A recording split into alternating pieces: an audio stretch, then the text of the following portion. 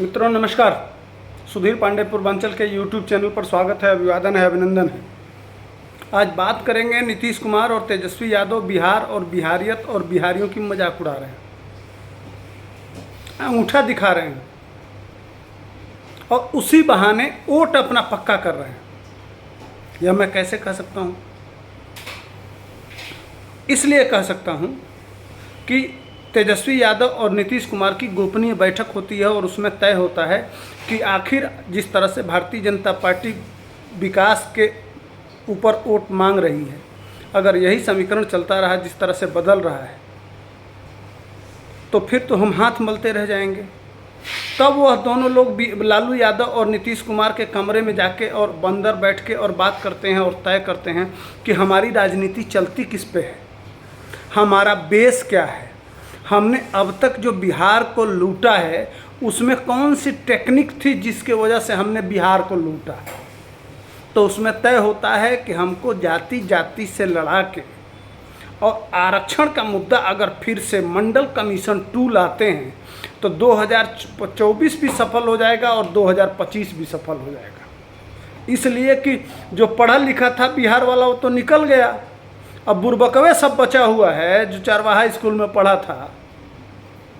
जो बिहार को आप देखते हैं आईएएस पीसीएस और डॉक्टर इंजीनियरिंग और बड़े बड़े पोस्टों पे हैं, वो बिहार से कम, बिहार से निकले हुए जो बाहर लोग हैं उनकी संख्या ज़्यादा है। लेकिन मुख्य मुद्दे पे आते हैं, इसलिए कह रहा हूँ मजाक को। तो ये तय हुआ, दोनों लोग बैठ के तय किए। कब तय किए? अभी 2 दिन पहले जो नीतीश कुमार गए थे और हुआ कि लालू यादव को अगर सुप्रीम कोर्ट जेल भेज देता है तो आगे की रणनीति क्या होगी। उसी पे तेजस्वी यादव पुनः उस जिन्न को निकालते हैं और जिन्न निकाल के यह कहते हैं कि फिर से हमको अब सरकारी तो देख लिया लोगों ने। भाई अगर गणित देखेंगे तो जिस आज़ादी से लेके आज तक लगभग 20 से 22 साल सवर्ण मुख्यमंत्री रहा है और 45 साल ओबीसी रहा है, ओबीसी और दलित, उसमें दलित मात्र 3 साल रहा है। अगर माझी को उठा दें, पासवान, उसमें लंबा है, उस पर नहीं जाऊंगा मैं, मूल विषय हमारा अलग है। लेकिन लगभग 45 साल सिर्फ ओबीसी मुख्यमंत्री रहा है, मालिक रहा है, शासन सत्ता पे काबिज रहा है। लेकिन लालू यादव का मूल आधार क्या था, कब से यह इनकी सत्ता कायम हुई? तब से जब बीपी सिंह मंडल कमीशन लेके आए और वह इस तरह से जहर बोया गया। हालांकि बीपी सिंह खत्म हो गए, ये ऐसी बीमारी है कि इस जहर में जनता तो पिसती है लेकिन जो राजनीति में आता है वह भी खत्म हो जाता है। लेकिन उसी को पकड़ के लालू यादव जो ओबीसी में क्रीमी वर्ग था उसने सत्ता का मलाई तो खाया, लेकिन असली जो ओबीसी में जिसको ज़रूरत थी, अति पिछड़ा, उसको उसी हाल में आज भी रखा गया है। हालांकि मुद्दा अलग है, नहीं तो सवर्ण आयोग का भी डिसीजन आया है, उसमें बहुत कुछ है, किस किस तरह से खेत बेच के और क्या क्या, वो मेरा मुद्दा नहीं है, इसलिए उसको टच नहीं करता, उस पर कल बात करूँगा मैं। आज बात है कि किस तरह से बिहार का मजाक उड़ाया जा रहा है। तेजस्वी यादव यह कह रहे हैं कि हम प्राइवेट सेक्टर में भी आरक्षण लाएंगे। अब बताइए, अगर प्राइवेट सेक्टर बिहार में होता तो फिर बाहर जाने की ज़रूरत क्या थी? अगर बिहार में प्राइवेट सेक्टर इतना सफल होता, इतनी फैक्ट्रियां होती जहां इस आरक्षण को लगाया जा सकता हो, तो फिर पलायन क्यों होता? अगर दिल्ली में आप प्राइवेट फैक्ट्रियों में बिहार के मजदूर काम कर रहे हैं, अगर गुजरात में काम कर रहे हैं, अगर महाराष्ट्र में काम कर रहे हैं, केरल जाके काम कर रहे हैं, तमिलनाडु जाके काम कर रहे हैं, इसी पे सारा बवाल चल रहा है ना। जो भी होता है, कभी गुजरात में कभी कोई मुद्दा उठ जाता है बिहारियों का, कभी दिल्ली में मुद्दा उठ जाता है, महाराष्ट्र में तो ट्रेनों में गाली आप सुने ही हैं।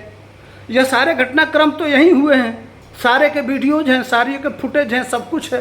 तो अगर बिहार में ही अगर प्राइवेट सेक्टर होता तो फिर पब्लिक जाती क्यों साहब? तो कहाँ लागू करेंगे? लागू करें, यह भी तो बताइए कि फला जगह लागू कर देंगे तो यह काम हो जाएगा। क्या सरकारी, आपके पिताजी आपकी तेजस्वी यादव जी, आपकी माता जी 7 साल मुख्यमंत्री रही, आपके पिताजी 7 साल मुख्यमंत्री रहे, सब लेके लगभग 15 से 18 साल आपके माता पिता दोनों मुख्यमंत्री रहे। कितनी फैक्ट्री लगवाए, कितनी फैक्ट्री, माने कितने बिजनेसमैन आए, अपने समाज के ही लोगों को कम से कम उद्योग धंधा में लगा दिए होते। क्या उस समय आपको नीड थी, ज़रूरत लगा कि नहीं इस पे काम करना चाहिए और फैक्ट्री लगवाना चाहिए ताकि हमारे लोग बाहर ना जाएं?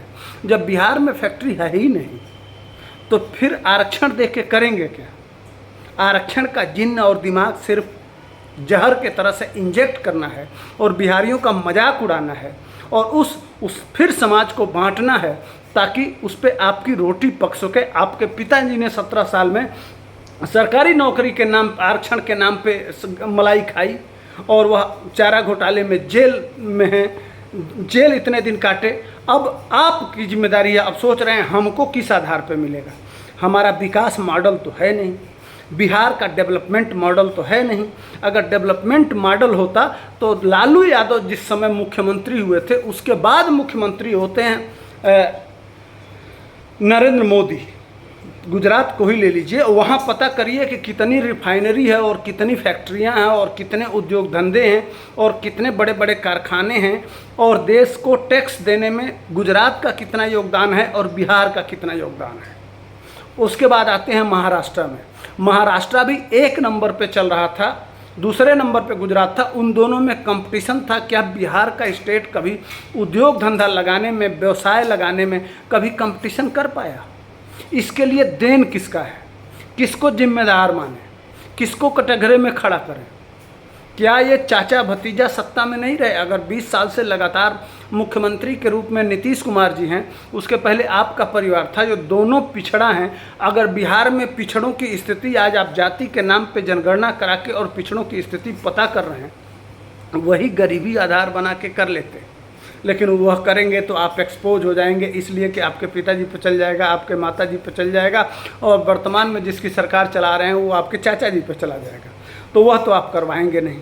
लेकिन बस जाति गिन के और देखो यह इतना है, यह इतना है, इसको इतना अधिकार मिलना चाहिए, इतना मिलना चाहिए, यह आपस में लड़ेंगे और देखो ये बड़का है, ये तुम्हारा शोषण कर लिया। लेकिन शोषण किया कौन?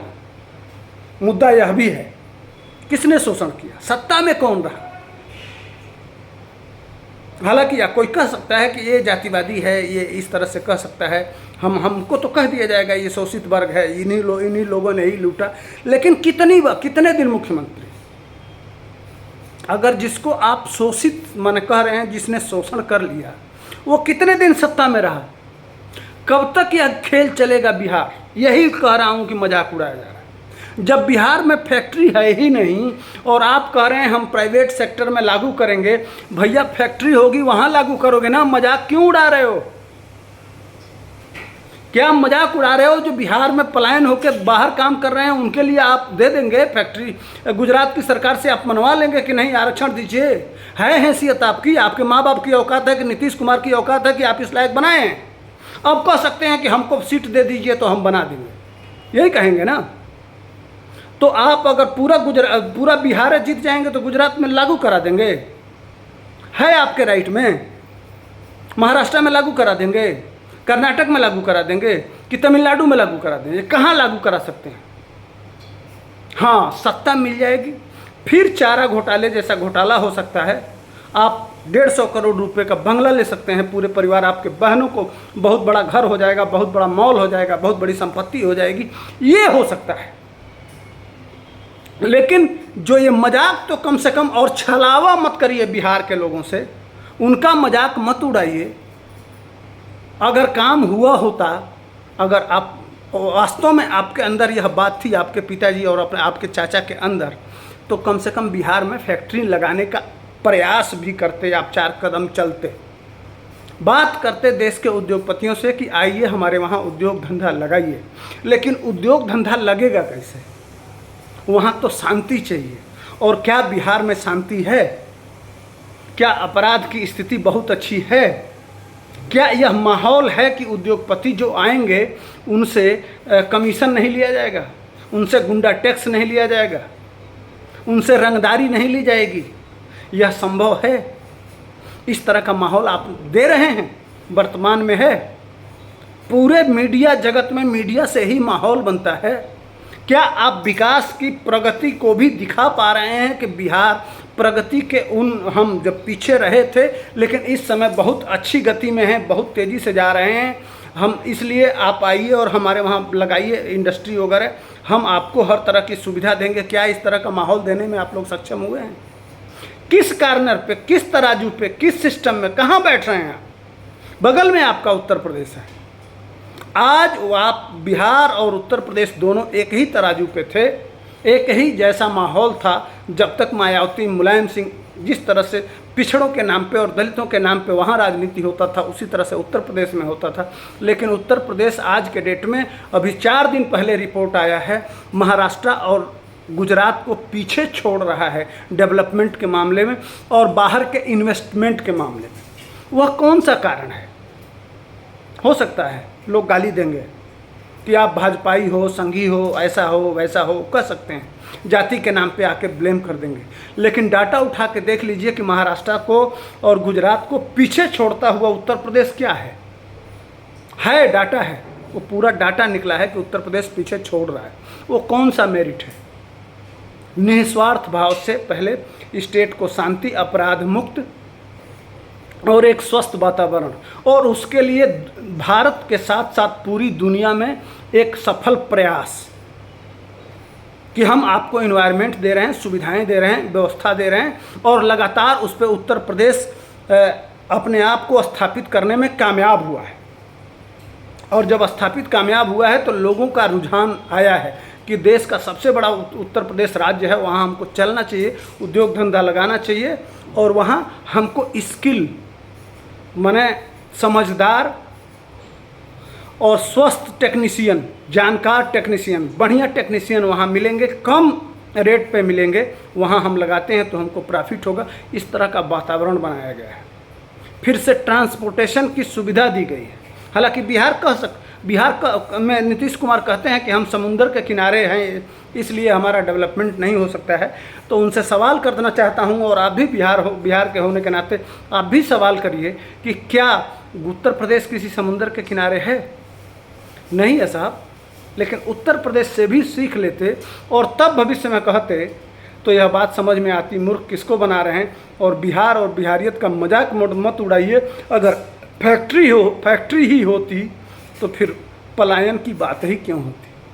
आज जो भी आग लगा है बिहार में, हर नौजवान के अंदर अगर कसक है, वह जब अपने परिवार को छोड़ के जाता है और बाहर धक्के खाता है तो क्यों जाता है, किस लिए जाता है? अगर बिहार में ही होता तो फिर बात क्या होती? फिर आरक्षण का मतलब क्या रह जाता?